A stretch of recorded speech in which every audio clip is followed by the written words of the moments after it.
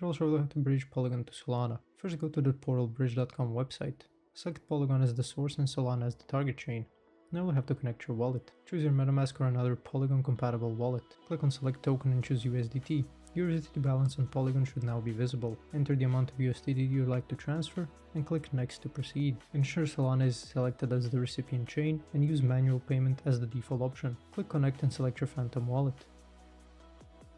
For first-time users, click Create Associated Token Account. Confirm the transaction in your MetaMask wallet and click Transfer to proceed. Now simply click on Redeem in your connected Phantom wallet. Thanks for watching. If this video was helpful, please like and subscribe to our channel for more tips and tutorials.